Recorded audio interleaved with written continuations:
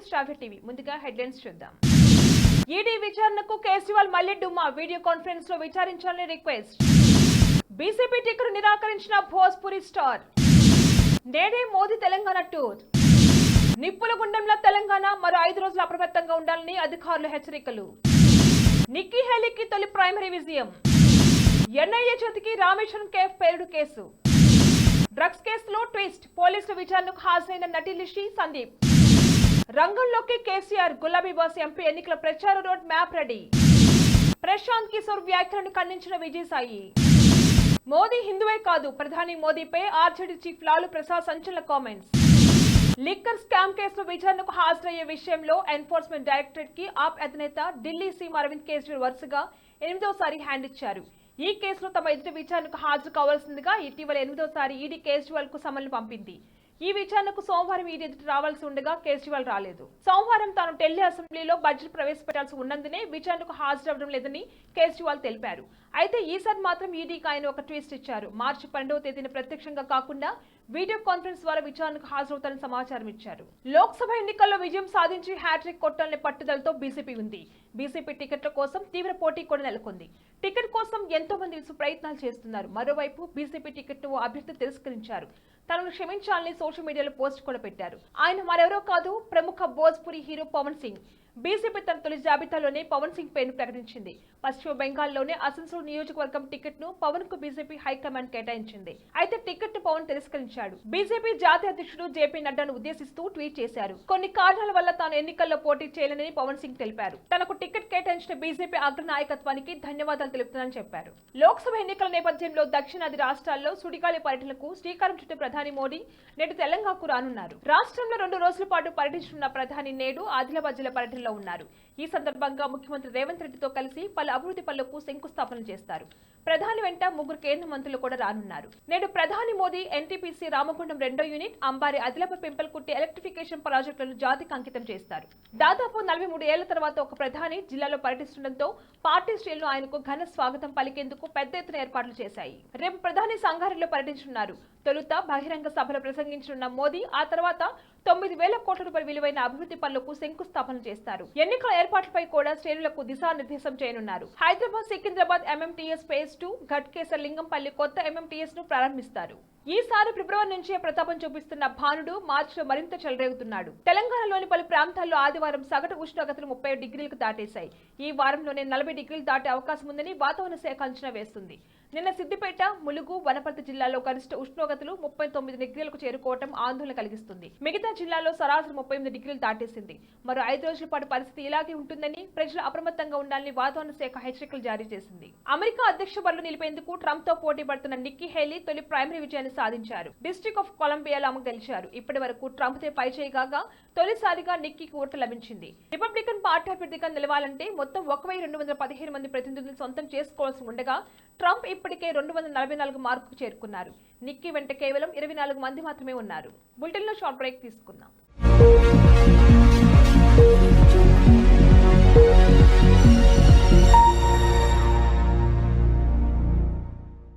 నమస్తే. ఈరోజు మీకోసం ఒక అద్భుతమైన ఆఫర్ని తెలియజేయడానికి మీ ముందుకు వచ్చేసాం.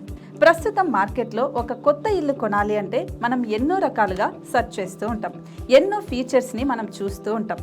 అందుకే మా నుంచి ఈ ఆఫర్ మీకోసం. 45 లక్షలకే మీ సొంత ఇంటి కలని నెరవేర్చుకుందాం. ఈ బ్యూటిఫుల్ విజువల్స్ షాద్ నగర్ టౌన్ హైవేకి ఆనుకొని అండ్ మోస్ట్ పాపులర్ ల్యాబ్స్ కి ఆపోజిట్ లో ఈ వెంచర్ ఉంటుంది. ఎంట్రన్స్ ఏరియా చూశారు కదా ఎంత బ్యూటిఫుల్ గా ఉందో. స్పెక్ట్రా సిటీ ఇదొక గేటెడ్ కమ్యూనిటీ. 120 గజాల డబుల్ బెడ్రూమ్ హౌసెస్ ఇందులో కన్స్ట్రక్ట్ చేయబడి ఉన్నాయి. ప్రతిష్టాత్మక సంస్థ స్పెక్ట్రా సిటీ మీకు అందిస్తోంది double bedroom individual houses. Total house వచ్చేసి మనకు 120 స్క్వేర్ యార్డ్స్ లో ఉంది, అంటే 120 గజాలు.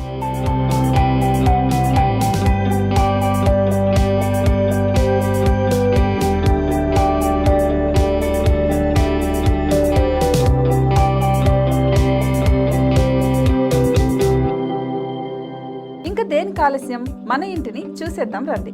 ఇక్కడ చూశారు కదా, మనకు ఎంట్రన్స్ లోనే హాల్ ఉంటుంది. హాల్ అనేది 15x16 ఇంచెస్ లో ఉంటుంది. ఇప్పుడు చూస్తున్నట్లయితే మాస్టర్ బెడ్రూమ్. ఈ మాస్టర్ బెడ్రూమ్ అనేది మనకు 12x10 ఇంచెస్ వస్తుంది. దీనికి అటాచ్డ్ బాత్రూమ్ కూడా ఉంటుంది. ఇప్పుడు చూస్తుంది సెకండ్ బెడ్రూమ్. ఇది కూడా 12x10 ఇంచెస్ వస్తుందండి.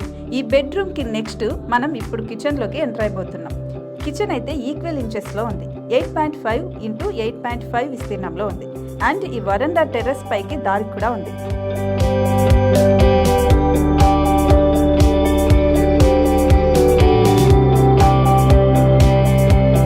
టెర్రస్ పై నుంచి వ్యూ చూశారు కదండి, ఎంత బ్యూటిఫుల్ గా ఉందో.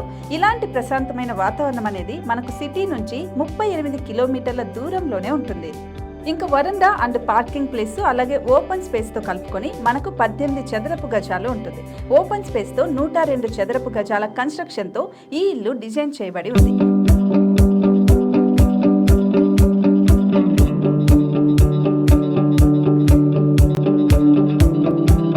మొత్తం gated community and present 70 houses మనకు కన్స్ట్రక్ట్ చేసి ఇస్తున్నారు. అందులో 45 హౌసెస్ మాత్రం సేల్ అయిపోయాయి. ఇంకా 25 మాత్రమే ఉన్నాయి. అలాగే లిమిటెడ్ ఎడిషన్స్ మాత్రమే ఉన్నాయి. హైవే రోడ్డు నానుకొని తూర్పు పడమర ఫేసింగ్ కి నిర్మాణమై ఉంటాయి. షాద్ నగర్ లో MSN ల్యాబ్ కి ఎదురుగా ఉంది ఈ డబుల్ బెడ్రూమ్ ఇండిపెండెంట్ హౌసెస్ మిమ్మల్ని ఆహ్వానిస్తున్నాయి. మనకి వెంచర్ ఓవరాల్ గా ఎగ్జిట్ నెంబర్ 16 నుంచి 38 కిలోమీటర్లు వస్తుంది. అలాగే కొత్తూరు జంక్షన్ నుంచి 15 కిలోమీటర్స్ మాత్రమే ఉంటుంది. షాద్ నగర్ మున్సిపాలిటీ పరిధిలో నేషనల్ రిమోట్ సెన్సింగ్ కి ముందే ఈ వెంచర్ ఉంటుంది. నగర కాలుష్యానికి దూరంగా స్వచ్ఛమైన ప్రకృతికి దగ్గరగా రూపుదిద్దుకున్న సుందరమైన డబుల్ బెడ్రూమ్ ఇండిపెండెంట్ హౌసెస్ ఇవి. ఇప్పుడు సొంతం చేసుకోవడానికి సంసిద్ధంగా ఉన్నాయి. కేవలం 45 లక్షలకే సరసమైన ధరలతో మిమ్మల్ని ఆహ్వానిస్తున్నాయి. ఇంకెందుకు ఆలస్యం, కింద స్క్రోల్ అవుతున్న నెంబర్ కి డయల్ చేయండి. వెంటనే సైట్ విజిట్ స్లాట్ ని బుక్ చేసుకోండి. మీ సొంతింటి కలని నెరవేర్చుకోండి.